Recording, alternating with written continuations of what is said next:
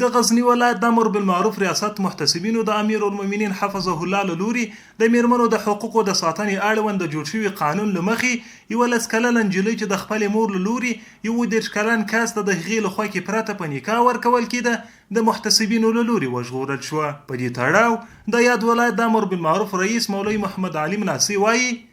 یا د 10 کلنه نجلۍ چې د غزنی ولایت د مرکز اړوند د کاري کوهنه سیمې اوسیدونکې ده چې د مور له لوري 11 کلن کس ته په جبري توګه په نکاح ورکول کېده د محتسبینو له لوري وژغورل شوه. د غزنی ولایت د امر بالمعروف ریاست محتسبینو په هڅو 11 کلنه نجلۍ چې د غزنی ښار اړوند د شارکونې اوسیدونکې و د اجباري نکاح څخه وژغورل شوه. یا د نجلۍ چې مور یې غوښتل 11 کلن شخص ته بدون د نجلۍ د رضایت او د خوښې نه په نکاح ورکړي د محتسبینو په هڅو باندې